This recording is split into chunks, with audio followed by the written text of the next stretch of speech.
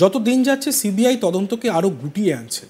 CBI এবার আরও এক নতুন পদক্ষেপ নিতে চলেছে এক গ্রেপ্তার হওয়া প্রাক্তন ওসির বিরুদ্ধে। আমরা জানি অভয়াকাণ্ডে মাত্র 3 জন গ্রেপ্তার হয়েছেন এখনো পর্যন্ত। তাদের মধ্যে একজন অভিযুক্ত এবং বাকি 2 জন নির্যাতনের ঘটনায় তথ্য প্রমাণ লোপাট এবং তদন্তে অসহযোগিতার অভিযোগে অভিযুক্ত। এবার তাদের মধ্যে একজন যে টালা থানার প্রাক্তন ওসি, তাকে নিয়ে এক বিস্ফোরক খবর উঠে আসছে। তার এবারে একটা অন্য পরীক্ষা করা হতে পারে। যে পরীক্ষাটা সন্দীপ ঘোষের করা হয়েছিল সেই পরীক্ষাটা তারও করা হতে পারে। কি পরীক্ষা? না, পলিগ্রাফ টেস্ট বা লাই ডিটেক্টর টেস্ট। টালা থানার প্রাক্তন ওসি অভিজিৎ মণ্ডলের পলিগ্রাফ টেস্ট করতে চায় কেন্দ্রীয় তদন্তকারী সংস্থা সিবিআই। তদন্তের স্বার্থে আরজি করের প্রাক্তন অধ্যক্ষ সন্দীপ ঘোষের পলিগ্রাফ টেস্ট আগেই করিয়েছে সিবিআই। পলিগ্রাফ টেস্ট করানো হয়েছে এই মামলায় ধৃত সিভিক ভলেন্টিয়ার সঞ্জয় রায়েরও। মূলত আরজি করের অভয়ের উপর অত্যাচার ও খুনের ঘটনায় তথ্য প্রমাণ লোপাট এবং কর্তব্যে গাফিলতির অভিযোগে টালা থানার প্রাক্তন অফিসার ইনচার্জ অভিজিৎ মণ্ডলকে গ্রেপ্তার করেছে সিবিআই। তার কাছে সকাল 10টা নাগাদ আরজি কর হাসপাতাল থেকে ঘটনার কথা জানানো হলেও তিনি পৌঁছেছিলেন সকাল 11টা নাগাদ। এই সময়ের মধ্যে একাধিকবার তার সঙ্গে তৎকালীন আরজি করের অধ্যক্ষ সন্দীপ ঘোষের ফোনে কথা হয়। এছাড়া টালা থানার প্রাক্তন অফিসার ইনচার্জ ও সন্দীপ ঘোষের ফোনে সন্দেহজনক নম্বর থেকে বহুবার ফোন আসে। এইসব তথ্য পেতে মরিয়া সিবিআই। একাধিকবার জেরা করা হয়েছে অভিজিৎ মণ্ডল ও সন্দীপ ঘোষকে, কিন্তু পুরো বিষয়টিতে সন্তোষজনক কোনো উত্তর পাওয়া যায়নি। তাই এবার টালা থানার অফিসার ইনচার্জের পলিগ্রাফ টেস্ট করাতে চেয়ে শিয়ালদহ আদালতে শুক্রবার 20 আগস্ট আবেদন জানায় সিবিআই। জানা গিয়েছে 23 আগস্ট এই নিয়ে শুনানি হবে। ইতিমধ্যে আরজি করের প্রাক্তন অধ্যক্ষ সন্দীপ ঘোষের নার্কো টেস্ট করানোর আবেদন জানিয়েছে আদালতে কেন্দ্রীয় তদন্তকারী সংস্থা।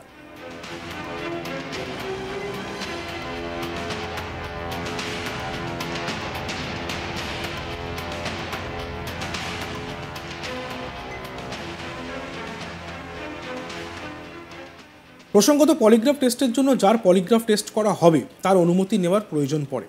এই পরীক্ষাকে লাই ডিটেক্টর পরীক্ষাও বলা হয়। অর্থাৎ অভিযুক্ত মিথ্যা বলছেন কিনা এই পরীক্ষার মাধ্যমে তা যাচাই করা হয়। সাধারণত জিজ্ঞাসাবাদের সময় বিভিন্ন শারীরবৃত্তীয় প্রক্রিয়ার উপর ভিত্তি করে এই পরীক্ষা করা হয়। তবে এই পরীক্ষার ফলাফলে যা মিলবে তা আদালতে প্রমাণ হিসেবে গ্রাহ্য হয় না। তদন্তের সুবিধার্থে এই পরীক্ষা করানো হয়ে থাকে। এ বিষয়ে আমাদের প্রতিনিধি মানুষ নস্করের একটি প্রতিবেদন আমরা দেখব। সন্দীপ ঘোষ ও অভিজিৎ মণ্ডল, যিনি টালা থানার প্রাক্তন ওসি, এবং সন্দীপ ঘোষ, এই দুজনকে সিবিআই ঘটনায় ষড়যন্ত্র সাথে যুক্ত বলে গ্রেপ্তার করেছিল আমরা জানি। তাদেরকে এর আগে 2 দফায় সিবিআই হেফাজতে নিয়েছিল। কালকে ফের সিবিআই এর তরফে তাদের হেফাজতে নেওয়ার আবেদন জানানো হয়েছিল শিয়ালদা এসিজেএম এ। সেটা আদালত 25 সেপ্টেম্বর পর্যন্ত তাতে অনুমতি দিয়েছে। একই সঙ্গে সিবিআই এর তরফে সন্দীপ ঘোষ তার নার্কো অ্যানালিসিসের আবেদন জানানো হয়েছে এবং অভিজিৎ মণ্ডল ওসি তার পলিগ্রাফ টেস্টের আবেদন জানিয়েছে সিবিআই, এবং সেই বিষয়ে তারা আদৌ অনুমতি দেবে কিনা সেই বিষয়ে শুনানির জন্য সিবিআই অনেক আগে থেকেই এই বিষয়ে সন্দীপ ঘোষ যে প্রভাবশালী এবং সন্দীপ ঘোষের যে কোথাও শাসক দলের সাথে যোগ রয়েছে সেই বিষয়ে সিবিআই এখনো পর্যন্ত খোঁজার চেষ্টা চালিয়ে যাচ্ছে। এখনো পর্যন্ত সিবিআই সেরকম কোনো তথ্য প্রমাণ দিতে পারেনি, কিন্তু অভিযোগ দীর্ঘদিন থেকেই তোলা হয়েছিল।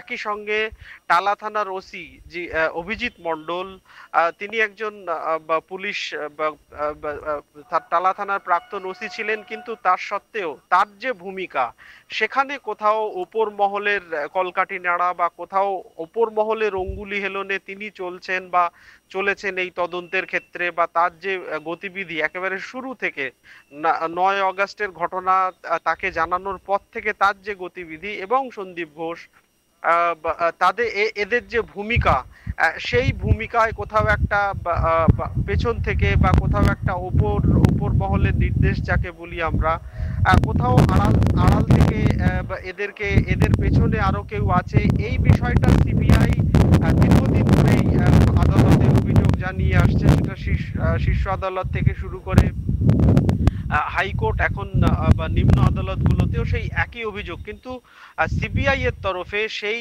অভিযোগ তারা এখনো প্রমাণ করতে পারেনি। সেই জন্যই সিবিআই বারবার করে আদালতের কাছে তাদের হেফাজতের আবেদন জানিয়েছে এবং কালকে শিয়ালদা আদালত তাতে অনুমতিও দিয়েছে। এবং একই সঙ্গে এরা এখনো পর্যন্ত এদের যে টেলিফোনিক কনভারসেশন এবং টালা থানার ওসি 9 আগস্টে যখন তাকে খবরটা দেওয়া হয়েছিল, তারপরে তিনি সকাল 10টায় খবর দেওয়া হলেও তিনি 11টার পরে হাজির হয়েছিলেন।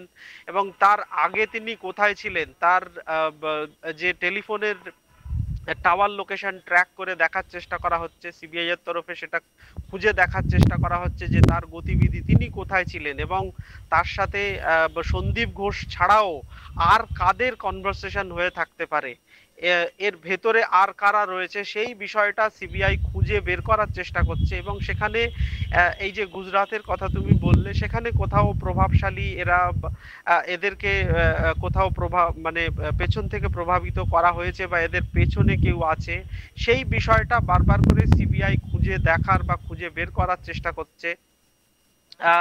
সিবিআই এখনো পর্যন্ত জানিয়েছে এই দুজন সরাসরি হয়তো অভিযুক্ত নয়, কিন্তু তার পরবর্তীতে যে ঘটনা ঘটেছিল, তার মৃত্যু এবং এই ঘটনার যে ষড়যন্ত্র, তার সাথে এই দুজনের যোগ থাকতে পারে বা হয়তো যোগ রয়েছে, সেটাই খুঁজে দেখার চেষ্টা করছে বা সিবিআই। এবং সেটা আদালতেও তারা জানিয়েছিল যে এদের সেই যোগসূত্রটাই বা সেটাই খুঁজে দেখার চেষ্টা করা হচ্ছে। একাধিকবার এদের থেকে জিজ্ঞাসাবাদ করা হয়েছে, কিন্তু এদের যে বক্তব্য, সেই বক্তব্যের মধ্যে কোথাও একটা আরো কিছু রয়েছে বা কোথাও সত্যতার অভাব রয়েছে। তার জন্যই সিবিআই এর তরফে সন্দীপ ঘোষের নার্কো অ্যানালিসিস করার প্রয়োজনীয়তা তারা মনে করেছে, যে তার নার্কো অ্যানালিসিস করা যে করলে হয়তো তারা আরো বেশি করে সত্যের কাছাকাছি পৌঁছবে। একই সঙ্গে অভিজিৎ মণ্ডল, তার পলিগ্রাফ টেস্ট করা হলে হয়তো আরো বেশি করে সত্য উদ্ঘাটন করতে তাদের সমস্যা হবে। যদিও বিচারক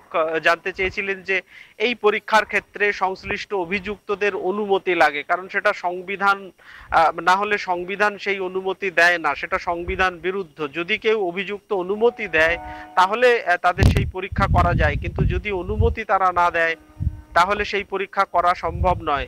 সিবিআই এক্ষেত্রে সিবিআই এর যুক্ত ছিল যে তারা যদি সত্যি নিরপরাধ হবেন, তারা যদি এই বিষয়ে জড়িত নাই থাকবেন, তারা যদি ষড়যন্ত্র নাই করে থাকবেন, তাহলে কেন অনুমতি দেবেন না। বিচারক এই বিষয়ে 23 সেপ্টেম্বর ফের শুনানির জন্য রেখেছেন, যে তারা আদৌ সম্মতি দেবে কিনা। তাদেরকে আদালতে ওই দিন শিয়ালদা আইসিজেএম এ হাজির করতে নির্দেশ দেওয়া হয়েছে, সেদিন এই বিষয়ে তারা অনুমতি দেবে কিনা সেটা জানা যাবে। তারপরে দেখতে থাকুন আজ তক বাংলা, সাবস্ক্রাইব করতে ভুলবেন না।